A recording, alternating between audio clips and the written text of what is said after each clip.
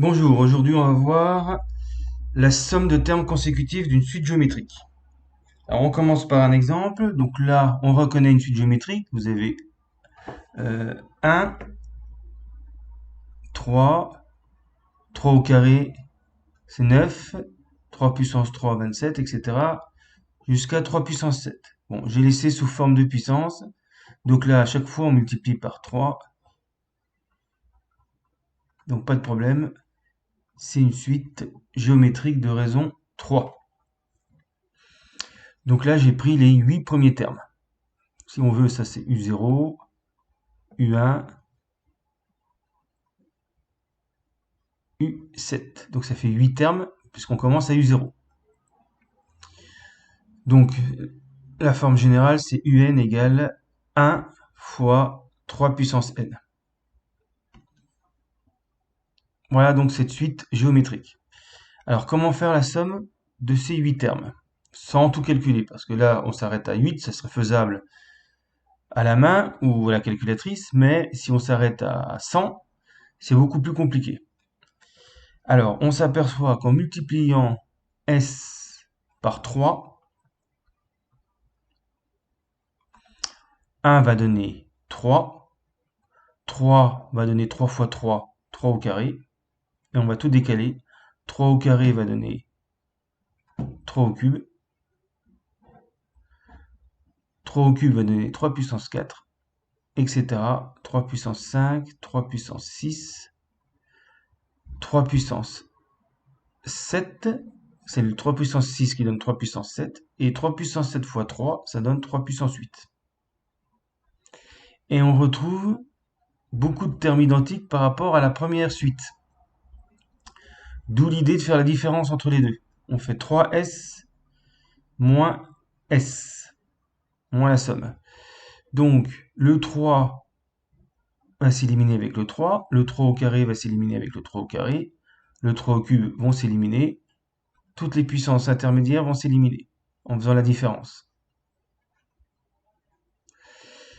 Il reste plus que deux termes. Donc, comme on fait 3S moins S, on va se retrouver avec 3 puissance 8 moins 1.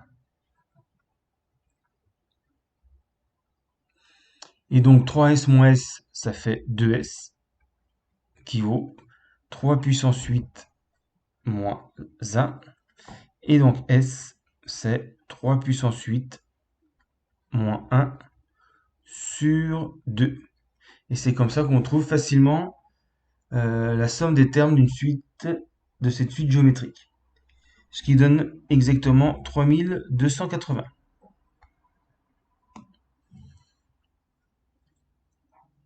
Alors, on va pouvoir généraliser facilement à une suite de raisons Q. Donc là, vous avez UN égale Q puissance N. Donc le U0 vaut 1. Donc U1, c'est bien Q, U2, Q puissance 2, et puis UN, Q puissance N. Donc on ajoute U0 plus U1 plus UN d'une suite géométrique de raison Q et de premier terme U0 égale 1. Alors je vais le réécrire. Donc on veut calculer la somme, mais sans les pointillés. 1 plus Q puissance 2, plus, etc., plus Q puissance N-1, plus Q puissance N. Donc c'est exactement le même principe que tout à l'heure. Je vais tout multiplier par Q pour décaler et retrouver mes termes. Donc Q fois S. Ça veut dire, je développe en fait. Faut que je multiplie tous les termes par Q. U1 va donner Q, Q va donner Q puissance 2, etc., qui va donner Q puissance 3, celui-là. Ensuite, le Q puissance n-2 ici va donner Q puissance n-1. Et le Q puissance n-1 fois Q, on ajoute une puissance, ça donne Q puissance n. Mais il ne faut pas oublier, le Q puissance n fois Q va donner Q puissance n plus 1.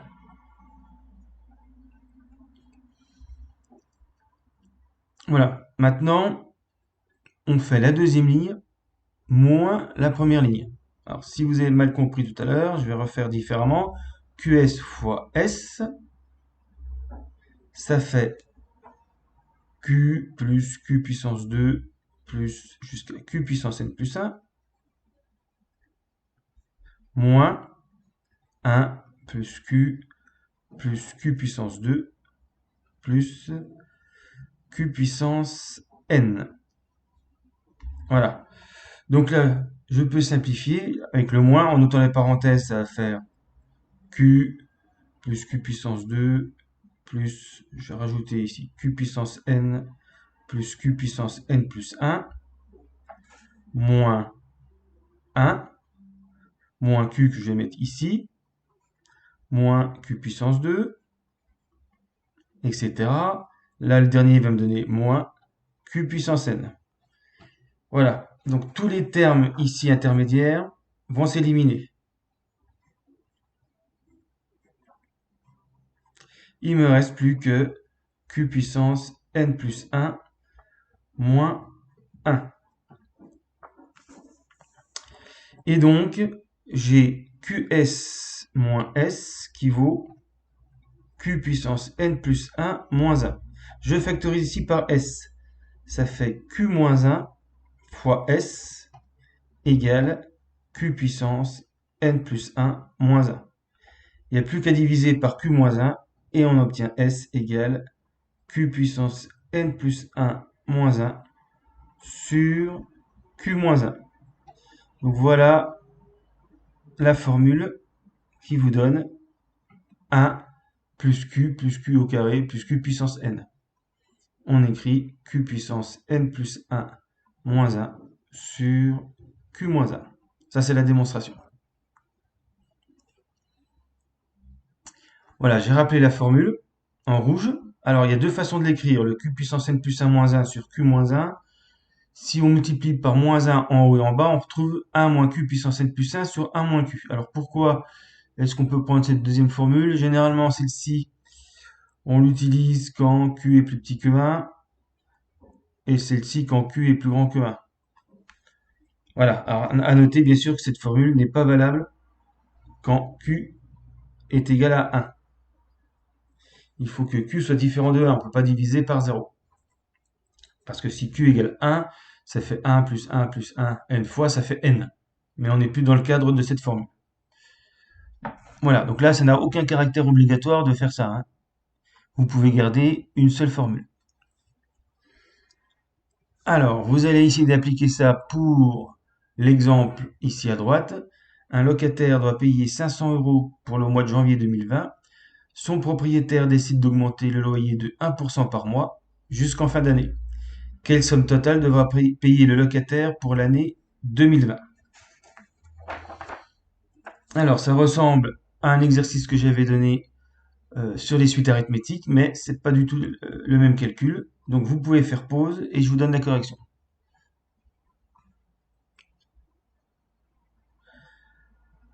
Alors, on a bien affaire à une suite géométrique.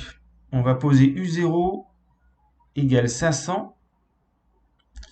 Ça, c'est pour le mois de janvier.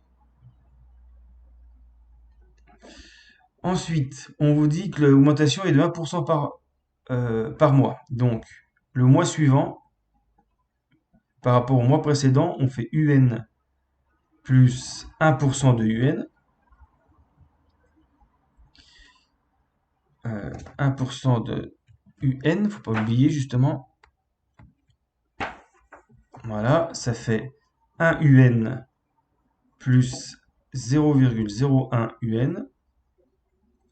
Et donc UN plus 1 égale 1,01 UN.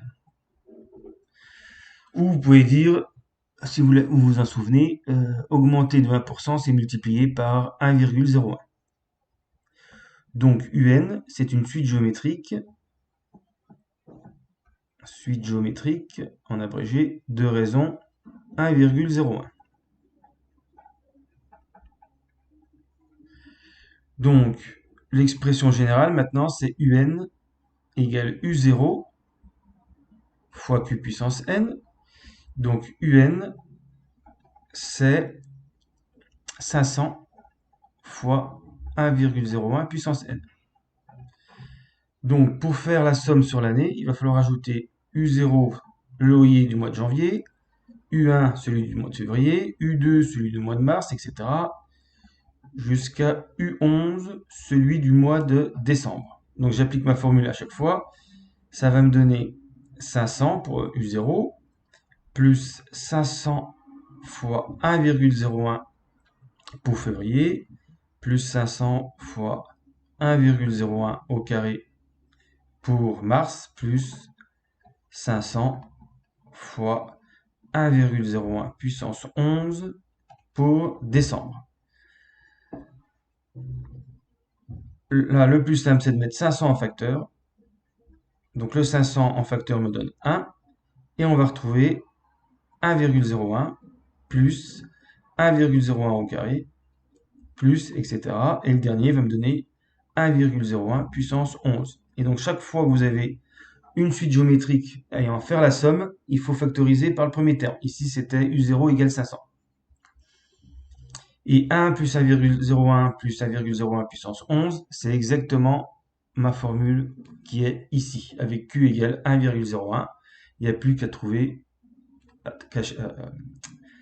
qu'à appliquer la formule, ce qui donne 500 fois 1,01 puissance 12, c'est toujours 1 de plus, moins 1 sur 1,01 moins 1. Voilà. L'intérêt de prendre cette formule à droite ici, comme Q est plus grand que 1, je vais avoir que des nombres positifs. Mais si Q est plus petit que 1, je vais me retrouver avec des nombres négatifs, ce qui est un peu plus désagréable. C'est pour ça que parfois on préfère utiliser cette formule. Bon, de toute façon, la calculatrice, c'est facile à faire. Le chapeau pour les puissances sur les calculatrices. Donc vous faites bien des parenthèses si nécessaire. Et on trouve 6341,25.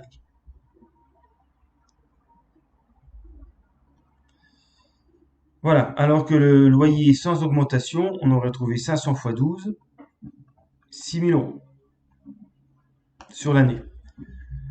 Et avec une suite arithmétique de raison 5, on avait trouvé donc 500, 505, 510. On avait trouvé 6330 euros. Si l'augmentation avait été régulière de 5 euros par mois.